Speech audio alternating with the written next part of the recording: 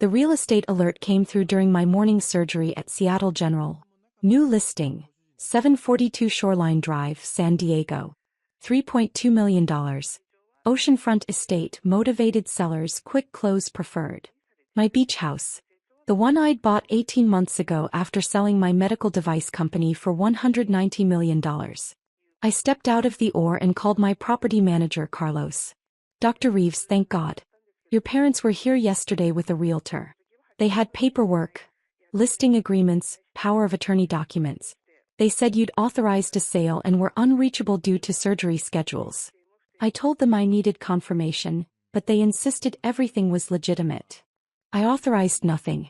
That property is solely mine. I suspected as much. There's an open house scheduled for Sunday. Your mother's been posting about it on Facebook, celebrating the sale, talking about what they'll do with the money. I pulled up my mother's Facebook while still in my scrubs. Big news. Selling our gorgeous San Diego beach house. Open house Sunday, January 4th. The market is hot and we're ready for our next chapter. Beach with umbrella money bag, hashtag real estate, hashtag beach life, hashtag blessed. Our beach house. They were claiming ownership of my $3.2 million property. I called my attorney, Richard Foster. Richard, my parents fraudulently listed my San Diego property. Forged documents, scheduled open house, the works. Amanda, that's serious real estate fraud. We're talking felony charges. I don't care what charges they face. Stop the sale. I'll file emergency injunctions and alert San Diego authorities. I'll also contact the title company. Once they verify true ownership, this listing dies. I checked the full MLS listing. Professional photos of my home. My custom kitchen, my office with medical journals visible, even my personal bedroom. The description read, sellers relocating for family reasons. Pristine condition, professionally maintained, ocean views. Reduced for quick sale. The listing agent was Sandra Mitchell from Prestige Coastal Realty. Her profile boasted $60 million in annual luxury sales. She just committed fraud. I called her directly. Prestige Coastal, Sandra Mitchell. Ms. Mitchell, I'm Dr. Amanda Reeves. You're listing my property without authorization. The people who hired you forged ownership documents. I'm reporting this fraud immediately. I'm sorry, Dr. Reeves, but I have documentation from Mr. and Mrs. Reeves showing joint ownership. Check the county deed. You'll find only my name. My parents have zero ownership rights. Those documents are forgeries. I'll need to verify this. You should have verified before listing.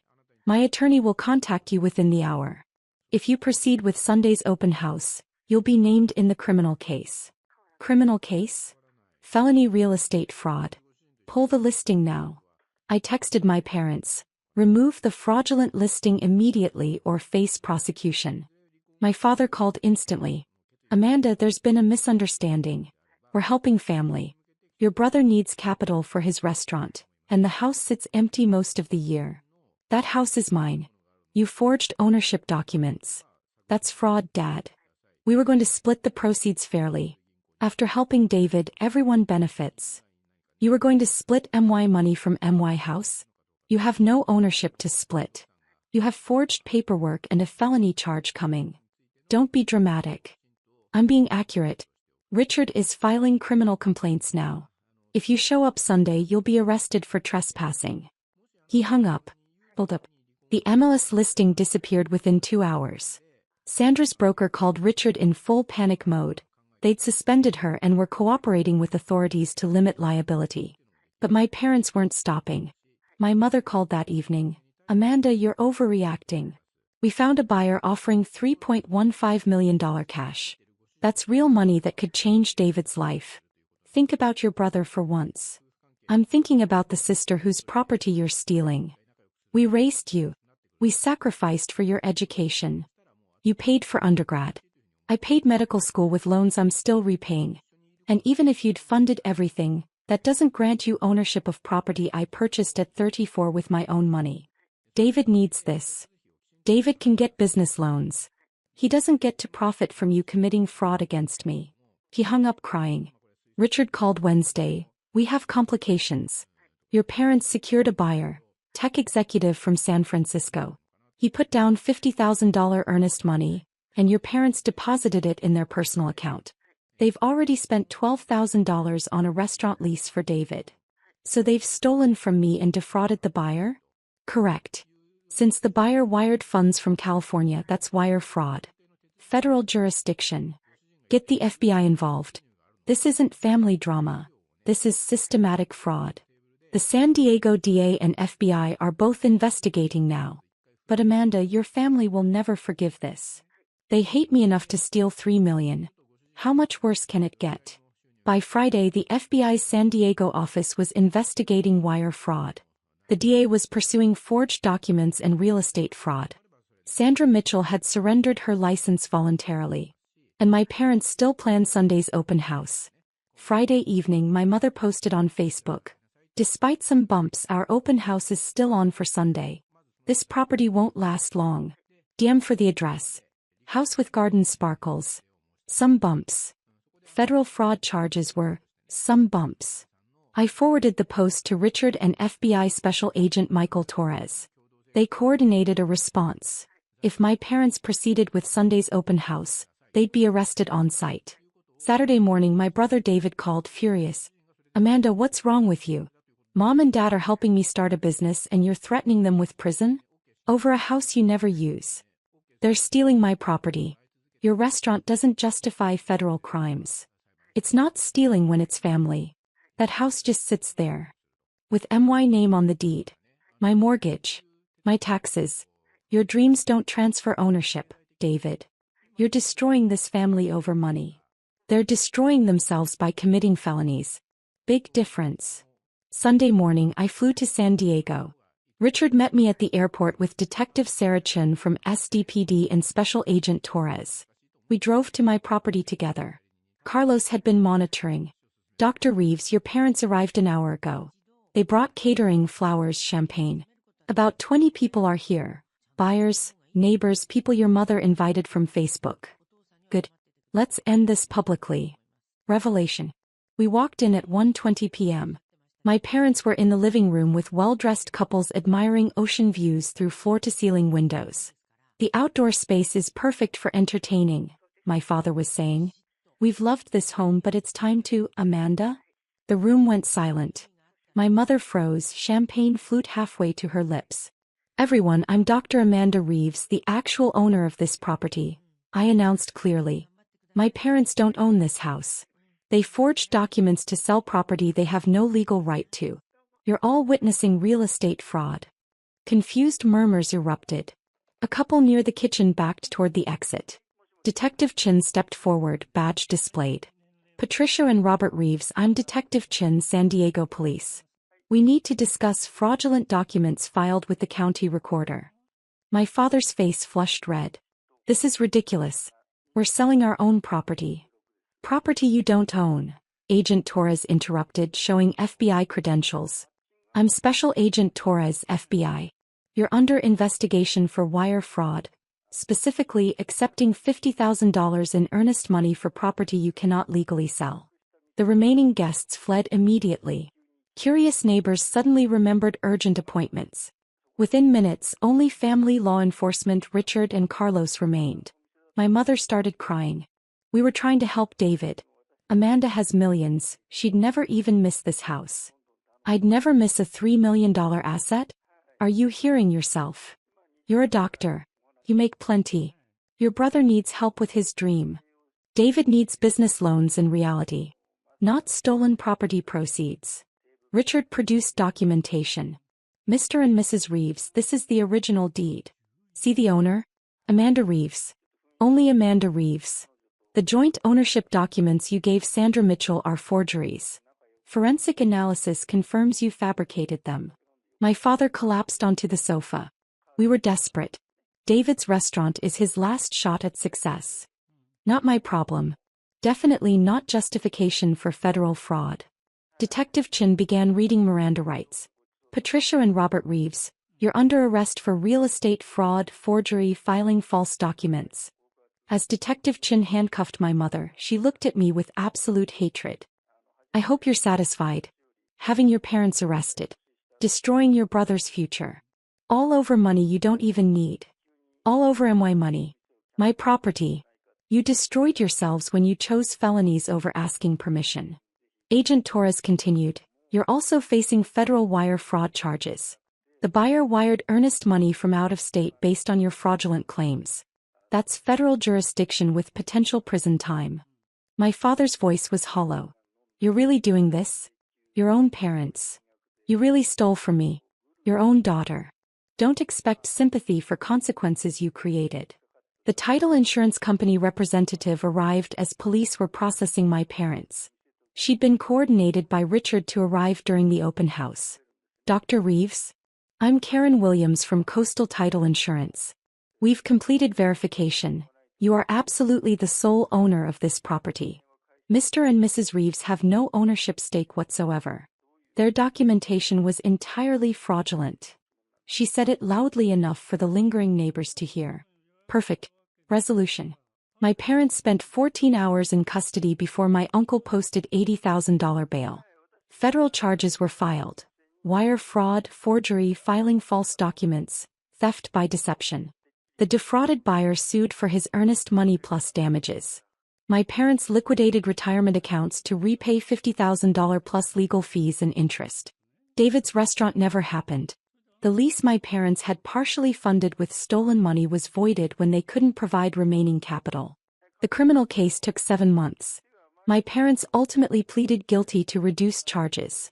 1 count wire fraud, 1 count forgery. Sentences: 2 years probation each, $95,000 in fines, full restitution of my legal costs, $89,000, and 1,000 hours community service each. No prison time but permanent federal convictions on their records. Sandra Mitchell's real estate license was permanently revoked. Prestige Coastal paid $65,000 in fines to California's Real Estate Commission for inadequate ownership verification. My family cut contact completely. No calls, no emails, no Christmas cards. David sent one text. Hope the house was worth destroying your family. I sold the beach house a year later for $3.7 million and bought property in Costa Rica instead. Somewhere my family couldn't find or try to steal. The title insurance company's appearance during the open house was an accident. Richard had coordinated their arrival for maximum impact. Multiple witnesses heard official confirmation that my parents were frauds. The FBI documented everything. The DA built an ironclad case. The federal conviction was inevitable. My parents gambled that family meant immunity from consequences. That my wealth was their emergency fund. That I'd forgive theft because we shared DNA. The federal court proved otherwise. Property rights don't pause for family desperation. Ownership requires legal documentation, not parental declaration. And fraud carries consequences regardless of motivation. The title insurance company confirmed my sole ownership in my living room, during their fraudulent open house, in front of their potential buyers and the FBI. Their commission checks needed criminal defense attorneys instead of deposit slips. Harsh, perhaps, but accurate? Absolutely. Because theft is theft even when the criminals are your parents. And federal law doesn't care about family drama. My name is Madeline Kensington, though the art world knows me only as MK, the reclusive artist whose paintings command millions at auctions. But to my family, I'm just Maddie, the disappointment who wastes time with paint. I stood in my private studio, surrounded by canvases worth more than my family's entire estate, and watched my latest piece dry, a haunting portrait that would soon become the centerpiece of tonight's gallery opening. The irony wasn't lost on me that my parents and siblings had spent millions collecting my work, all while mocking my failed career to my face. Another finger painting, Maddie? That's what my sister Olivia had sneered at our last family dinner, not realizing she had just bid $2.3 million on one of my finger paintings at Christie's last month. The journey to this moment began 15 years ago, when I announced to my family that I was leaving my respectable position at our family's investment firm to pursue art. The Kensingtons had been in finance for 3 generations, making money, not art. My decision was met with immediate hostility. You're throwing your life away. My father had thundered, his face red with anger. No daughter of mine will become a starving artist. My mother, ever the socialite, was more concerned about appearances. What will we tell our friends? That our daughter has decided to become a nobody. But it was my brother Marcus who delivered the cruelest blow. "You have no talent, Maddie. You'll fail, and then you'll come crawling back, begging for your old job." They cut me off completely. No support, no connections, not even my trust fund. I was erased from the family photos, uninvited from social events, treated like a cautionary tale of failure. Only my grandmother understood, secretly supporting me with small checks and words of encouragement until she passed away 2 years later. I moved into a tiny studio apartment in Brooklyn, took odd jobs to pay the bills, and painted every free moment I had. My style evolved, dark, complex pieces that captured the raw emotion of betrayal and resilience. I signed each piece simply as MK, determined to succeed or fail on my own merit, not my family name. Then something unexpected happened. My work caught the attention of Elena Martinez, one of New York's most respected gallery owners. She saw something in my paintings that others had missed, a depth of emotion that spoke to collectors. "Your pain bleeds through the canvas," she told me during our first meeting. "It's beautiful and terrible at the same time. People will pay fortunes to own that kind of truth." She was right. Within 2 years, MK became the art world's most intriguing mystery. My paintings sold for increasingly astronomical sums, always to buyers who never met the artist. The speculation about my identity became part of my allure. Was MK a reclusive European aristocrat? A former monk? A mysterious collective? My family, ironically, became one of my biggest collectors. They didn't collect art out of passion. They collected it as a status symbol, and MK had become the ultimate status symbol in their social circle. I watched through Elena as they acquired piece after piece, each time paying more than the last. My father especially prided himself on owning the largest private collection of MK originals in North America. "Your father just paid $4.8 million for Shadows of Betrayal," Elena informed me last month, trying to hide her amusement. "He has no idea that painting was inspired by the day he cut you off." Now, standing in my studio, I surveyed the paintings for tonight's gallery opening. It would be my first public appearance as MK, but my identity would remain concealed behind an elaborate mask, part of the mystique Elena had carefully crafted over the years. But this wasn't just any gallery opening. This was to be held at the Kensington Foundation's new art wing, funded largely by my family's extensive collection of MK originals. They had spent the past month promoting it as the social event of the season, promising their wealthy friends an unprecedented gathering of MK's most significant works. What they didn't know was that every painting they collected over the years contained a hidden signature, my real signature, Madeline Kensington, painted in specialized ink that would only become visible under the unique lighting system being installed for tonight's exhibition. At 9 p.m., when the lights changed for the grand reveal of my latest piece, every MK painting in their collection would simultaneously reveal its true artist. Their prize collection, the crown jewel of their social standing, would expose the very daughter they'd mocked and rejected. My phone buzzed. A text from Elena. "Everything's ready. Your family just confirmed they'll all be there tonight. Are you sure about this?" I looked at my reflection in the studio window, remembering every dismissive comment, every mocking laugh. Every moment they made me feel worthless. Then I thought about the $50 million they'd spent collecting the art they claimed I had no talent to create. "Yes," I replied. "It's time they learned who MK really is." The Kensington Foundation's new art wing gleamed under the setting sun, its glass walls reflecting the last golden rays of daylight. I arrived early, slipping in through a private entrance Elena had arranged. The mask I wore was a piece of art itself, an intricate creation of black lace and silver that concealed the upper half of my face while allowing me to blend in with the evening's upscale atmosphere. From my hidden vantage point, I watched the guests arrive. New York's elite filed in, dressed in designer clothes and dripping with jewelry, all eager to be part of this historic evening. Then I saw them, my family, arriving as a unit, radiating the signature Kensington confidence.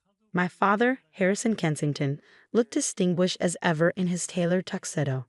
My mother, Evelyn, wore an evening gown that probably cost more than my first apartment. Marcus and Olivia followed, both sporting that familiar look of smug superiority I remembered so well. "The Kensingtons have arrived," Elena murmured beside me. "Your father's already bragging about how he personally selected each MK piece for maximum investment potential." I watched as my father led a group of admirers to one of my earliest works, Echoes of silence, a dark, swirling canvas I painted during those first lonely months after being cut off.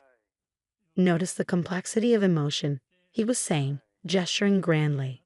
MK's mastery of shadow and light here is unparalleled. I acquired this piece for a mere $800,000 3 years ago. It's now valued at $3.2 million. Olivia joined him, champagne flute in hand. Daddy has an eye for talent. He knew MK would become a major force in the art world. Unlike some people we know, she laughed, and I recognized the cruel edge in her voice. Remember Maddie's little paintings? Those childish splashes of color. My mother touched her pearl necklace, a nervous habit I remembered from childhood.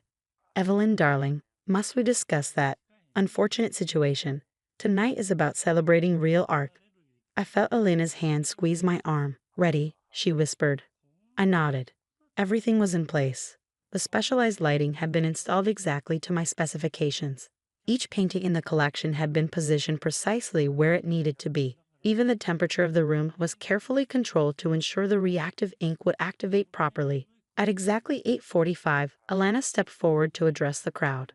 Ladies and gentlemen, welcome to this historic exhibition of MK's work. In 15 minutes, we'll be revealing MK's latest masterpiece, along with a surprise that will make this evening unforgettable. The anticipation in the room was palpable. My father positioned himself front and center, clearly expecting to make some sort of speech about his magnificent collection. Marcus was already filming with his phone, no doubt planning to post about the exclusive event on social media. I moved silently through the crowd, listening to snippets of conversation about my work. Art critics debated my techniques, collectors bragged about their MK pieces, and everyone speculated about my identity. I heard MK is actually a British aristocrat. No, my sources say it's a collective of Korean artists. Well, I was told MK is a former monk who only paints during full moons.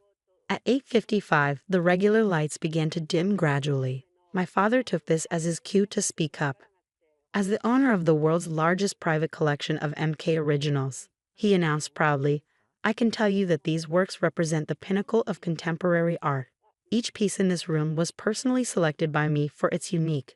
The lights dropped completely, cutting him off mid-sentence. A soft ultraviolet glow began to fill the room. And then it happened. One by one, my hidden signatures began to appear on every painting. The specialized ink I'd used years ago reacted to the UV light, revealing my full name, Madeline Kensington, inscribed in flowing script across each canvas. The crowd gasped. My mother's champagne glass slipped from her fingers, shattering on the marble floor.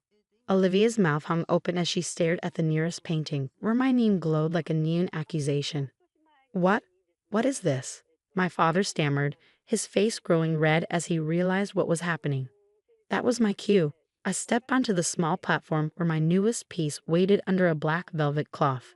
In one smooth motion, I removed both the cloth and my mask. Good evening, everyone, I said, my voice carrying clearly through the stunned silence.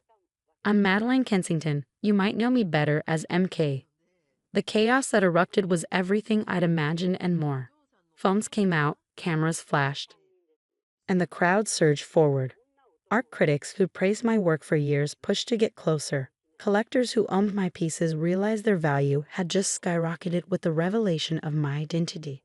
But I kept my eyes fixed on my family. My father's face had gone from red to white, his hands shaking as he looked around at the collection he'd spent millions acquiring, millions spent on the daughter he dismissed as talentless. My mother had sunk into the nearest chair, her social composure shattered. Marcus and Olivia stood frozen, their expressions a mix of shock and dawning horror as they remembered every mocking comment they'd made about my art. The failed artist, I said, letting my voice carry. The one who had no talent. The disappointment you erased from your family. That's whose art you've been collecting. That's whose work you've been bragging about at every social event. That's who you spent $50 million trying to impress your friends with.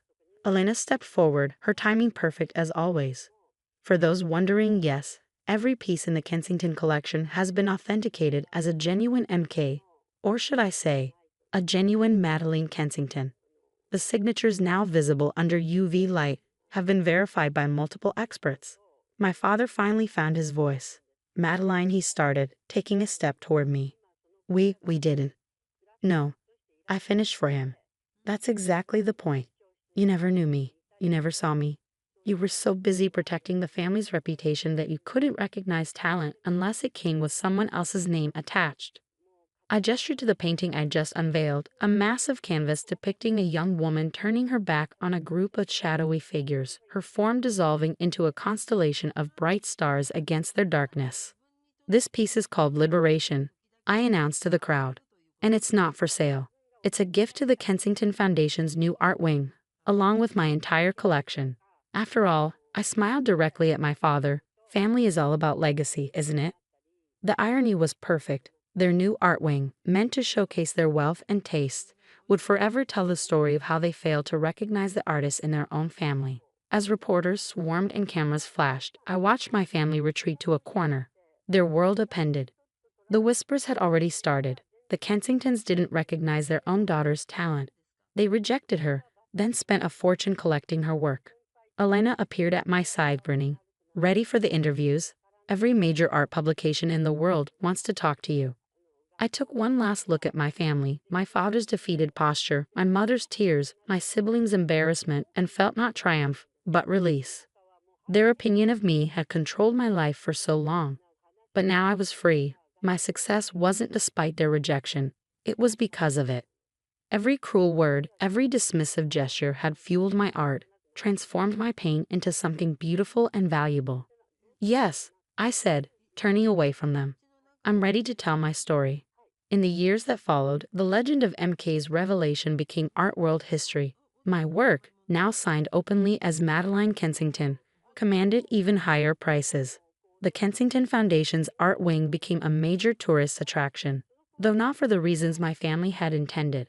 My father never spoke to me again. His pride couldn't survive the humiliation. My mother tried once, awkwardly suggesting we put the past behind us. But I declined. Marcus and Olivia occasionally send messages through Elena, probably hoping to benefit from my success. But I maintain my distance. I don't need their approval anymore. My art speaks for itself, and its voice is louder than their mockery ever was. Sometimes, when I'm working late in my studio, I think about that young woman who left everything behind to follow her passion. She wasn't a failure, she was just preparing for her masterpiece.